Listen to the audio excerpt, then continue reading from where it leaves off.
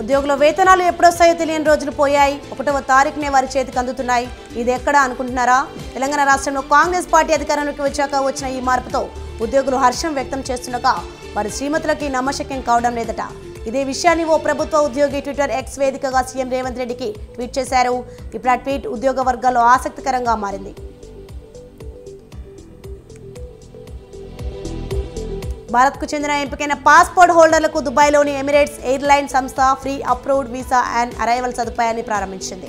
తమ ఎయిర్లైన్స్లో విమాన ప్రయాణం కోసం బుక్ చేసుకున్న వారికి ఈ సర్వీస్ అందుబాటులో ఉండనుంది. ప్రయాణికులు 6 నెలల US visa, US green card, European union లేదా యూకే రెసిడెన్సీని తప్పనిసరిగా కలిగి ఉండాలి.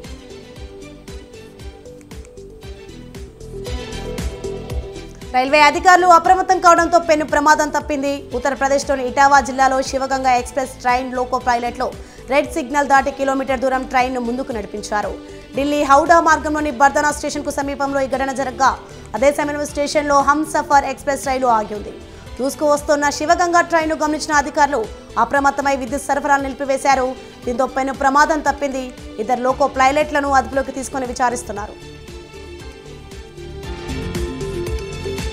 థాయిలాండ్, మలేసియాకు వెళ్లే విమాన ప్రయాణికులకు శుభవార్త. విశాఖపట్నం విమానాశ్రయం నుంచి నేరుగా ఈ దేశాలను విమాన సర్వీసులు ఏప్రిల్ నుంచి అందుబాటులోకి రానున్నాయి. ఎయిర్ ఏసియా వెబ్సైట్లోకి టికెట్ల విక్రయాలు ప్రారంభమయ్యాయి. ఈ 2 విమానాల్లో ప్రయాణించేందుకు మే వరకు వీసా కూడా అవసరం లేదు. కేంద్రం ప్రవేశపెట్టిన ఓట్ ఆన్ అకౌంట్ బడ్జెట్ ఓటర్లను భ్రమంలో పెట్టే బడ్జెట్గా సిపిఎం పేర్కొంది. నిరుద్యోగం, ఆరోగ్యం వంటి సమస్యలు ప్రస్తావించకుండా 2047 నాటికి దేశంలో దారిద్ర్యం పూర్తిగా నిర్మూలించబడుతోందని బడ్జెట్లో ప్రకటించడం ప్రజలను మోసం చేయడమే అని పేర్కొంది. ఈ మేరకు రాష్ట్ర కార్యదర్శి తమ్మినేని వీరభద్రం పేరుతో ప్రకటన విడుదల చేసింది. ప్రకాశం జిల్లా ఎస్పీగా పి పరమేశ్వరరెడ్డి నియమితులయ్యారు. ఇప్పటివరకు ఇక్కడ ఎస్పీగా నిధులు నిర్వర్తించిన మలిక్ గర్గ్ అన్నమయ్య జిల్లాకు బదిలీ అయ్యారు. జిల్లాలో శాంతి భద్రతల పరిరక్షణకు అత్యంత ప్రాధాన్యత ఇవ్వనున్నట్లు తెలిపారు నూతన ఎస్పీ. ఈత కొట్టేందుకు గోదావరి నదిలో దిగిన వ్యక్తి గల్లంతైన ఘటన ములుగు జిల్లా వెంకటాపురం మండలం సూరవీడు గ్రామంలో జరిగింది. మృతుడు 45 సంవత్సరాల పుప్పాల రాజుగా గుర్తించారు. సూరవీడు గ్రామంలో శుభకార్యానికి హాజరయ్యేందుకు వచ్చిన ఇతను నదిలో నీటి లోతును అంచనా వేయకపోవడం వల్లే మృత్యువాత పడినట్లు గ్రామస్తులు పేర్కొన్నారు. నంద్యాల జిల్లా బనగానపల్లి నియోజకవర్గం ఆవుకు మండలంలో దారుణం జరిగింది. గుండ్ల సింగవరం గ్రామంలో కుమ్మరి మద్దిలేటి స్వామి అనే వ్యక్తిని కొడవలతో దాడి చేశాడు భూపాలరెడ్డి అనే వ్యక్తి. అప్పుగా తీసుకున్న నగదును చెల్లించమన్నందుకు కొడవలతో తన కొడుకుపై దాడికి దిగాడని వాపోతుంది తల్లి. తీవ్ర గాయాలై మృతుతో పోరాడుతున్న స్వామిని స్థానికుల సహాయంతో చికిత్సకై ఆసుపత్రికి తరలించారు.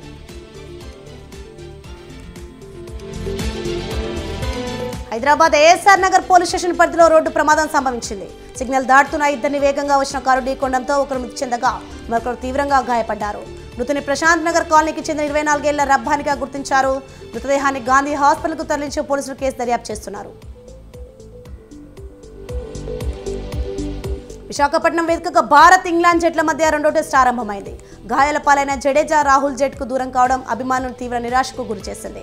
కాగా సొంత మైదానంలో తొలి అంతర్జాతీయ మ్యాచ్ ఆడబోతున్న విశాఖ కుర్రాడు కేఎస్ భరత్పై క్రికెట్ అభిమానుల అంచనాలు భారీగా ఉండగా కాగా మరో 4 వికెట్లు తీసేస్తే టెస్టుల్లో 500 వికెట్లు మైలురాని అశ్విన్ అధిగమించనున్నారు.